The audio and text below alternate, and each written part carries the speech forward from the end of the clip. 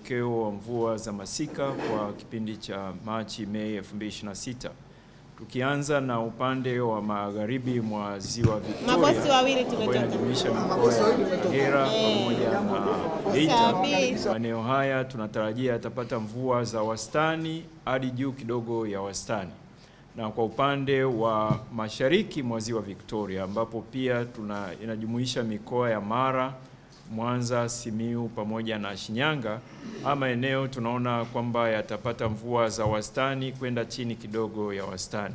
Na katika ukanda wa Ziwa Victoria tunatarajia kwamba mvua zitaanza katika wiki ya 4 ya mwezi Februari na wiki ya kwanza ya mwezi Machi 2026, na kwamba mvua zitaweza kuisha katika wiki ya 3 na ya 4 ya mwezi Mei. Kwa upande wa nyanda za juu kaskazini mashariki ambayo inajumuisha mikoa ya Arusha, Manyara pamoja na Kilimanjaro, haya maeneo tunaona na tunatarajia kwamba yatapata mvua za wastani kwenda chini kidogo ya wastani, na mvua tunatarajia zitaanza katika wiki ya 2 na ya 3 ya mwezi Machi 2026 na kuisha katika wiki ya 4 ya mwezi Mei 2026. Na kwa upande wa pwani ya kaskazini ambayo inajumuisha mikoa ya Tanga, Dar es Salaam pamoja na kaskazini mwa mkoa wa Morogoro na pia mkoa wa Pwani ikijumuisha pia na visiwa vya Mafia na visiwa vya Unguja na Pemba. Haya maeneo tunaona pia yatapata mvua za wastani kwenda juu kidogo ya wastani, na mvua tunatarajia zitaanza katika wiki ya 2 ya mwezi Machi na vile vile kuisha wiki ya 4 ya mwezi Mei na wiki ya kwanza ya mwezi Juni. Kwa hivyo hiyo ndio tathmini ya mwelekeo wa mvua za masika kwa maeneo ambayo yanapata mvua mara 2 kwa mwaka. Na ifuatayo ni angalizo ambalo tunalitoa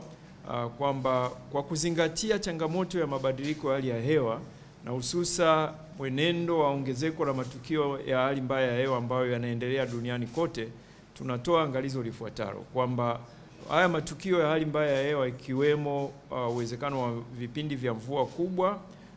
yanaweza kujitokeza katika maeneo yote, hata maeneo ambayo tumeeleza kwamba tunatarajia kupata mvua za wastani kwenda chini ya wastani.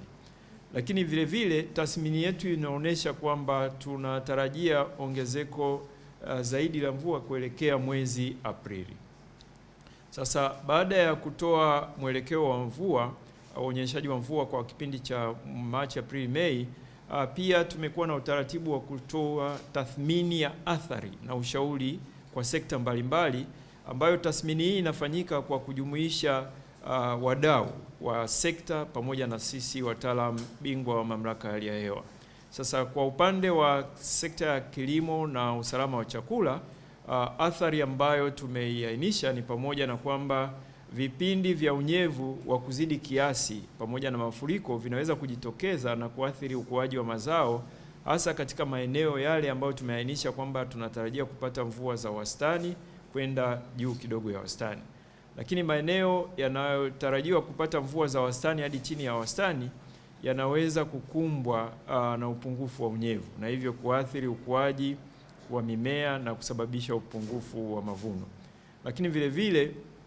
wadudu waharibifu na magonjwa ya mimea yanayoendana na hali ya ongezeko la unyevu yanatarajiwa pia kujitokeza. Sasa ushauri katika sekta ya kilimo na usalama wa chakula ni pamoja na kuwasisitiza wakulima kuandaa mashamba kwa wakati, lakini vile vile kutumia pembejeo husika kwa kuzingatia hali ya unyevu wa udongo. Na pili, tunaendelea kushauri kwamba wakulima waweze kutumia mbinu bora na teknolojia za kuzuia maji kutuama shambani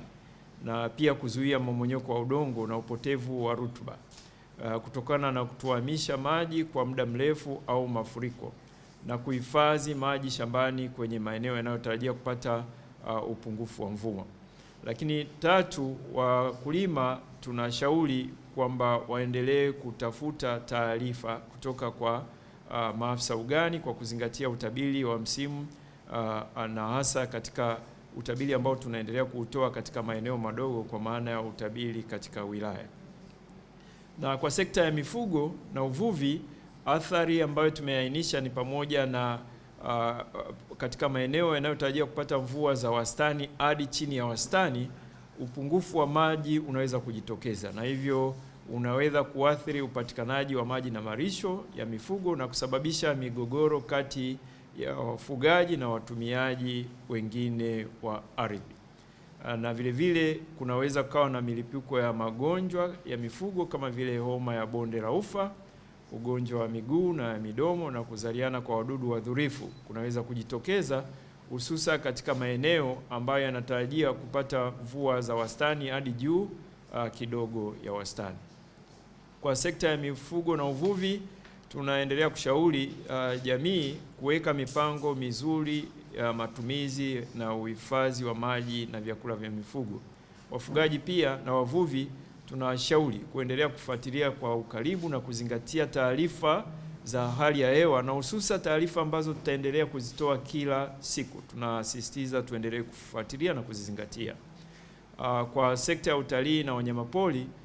athari tuliyoainisha ni pamoja na uwezekano wa kutokea uhaba wa malisho na maji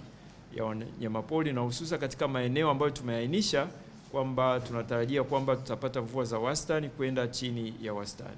Tunashauri kwamba mamlaka husika na wadau wote kuboresha miundombinu mbalimbali katika mbuga na mapori ya akiba na kujenga uelewa kwa jamii ili kuchukua hatua stahiki na kwa wakati. Kwa sekta ya ujenzi,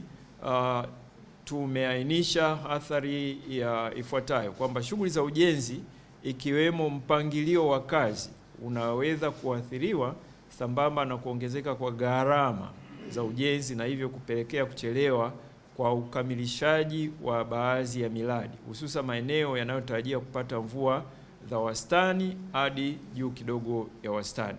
Sasa katika sekta ya ujenzi, ushauri wetu mkubwa ni pamoja na kuhakikisha kwamba tunafuatilia na kuzingatia utabiri huu, lakini pia na utabiri ambao tutaendelea kutoa kila siku. Kwa sekta ya usafiri na usafirishaji, athari tuliyoainisha ni pamoja na kunufaika kwa hususa katika maeneo yanayotarajiwa kupata mvua za wastani hadi chini ya wastani. Katika maeneo yanayotarajia kupata mvua za wastani hadi juu ya wastani, matukio ya uharibifu wa miundombinu ya barabara na reli sambamba na kuongezeka kwa ajali yanaweza kujitokeza. Sasa tunashauri kwamba wadau katika sekta wafuatilie na kuzingatia utabiri tunaotoa, lakini vile vile wafuatilie na kuzingatia utabiri ambao wa kila siku ambao tutakuwa tunautoa kwa sekta ya nishati, maji na madini.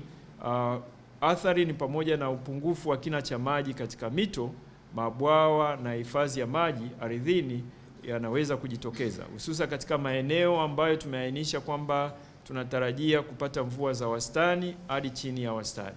Mamlaka za serikali za mitaa, athari tuliyoainisha ni pamoja na mvua za wastani hadi chini ya wastani zinazotarajiwa katika maeneo mengi zinaweza kupelekea upungufu wa upatikanaji wa maji kwa matumizi ya nyumbani, kilimo na shughuli zingine. Uwezekano pia wa kutokea uharibifu wa miundombinu ya maji na kusababisha maji ya mvua kutuama na kutiririka katika makazi ya watu, hususa katika maeneo yanayotarajiwa kupata mvua za wastani hadi juu ya wastani. Tunaendelea kushauri kwa mamlaka za afya na jamii kuchukua hatua stahiki ili kupunguza athari hasi za kiafya ambazo zinatarajiwa kwa kuharibu mazalia ya mbu pamoja na kutibu maji kabla ya kuyatumia, kunywa maji safi na salama, pamoja na kuhakikisha uwepo wa dawa na vifaa tiba vya kutosha katika vituo vya afya. Kwa sekta binafsi, shughuli za kilimo, biashara na uzalishaji viwandani zinaweza kuathirika kutokana na upungufu wa malighafi za kilimo, hususa kwenye maeneo ambayo tumeainisha kwamba tunatarajia kupata mvua za wastani hadi chini ya wastani. Tunaendelea kushauri kwa wadau wa sekta binafsi kushirikiana na wataalamu mbalimbali katika nchi, ikiwemo wataalamu bingwa wa mamlaka ya hali ya hewa ili kukabiliana na athari zinazo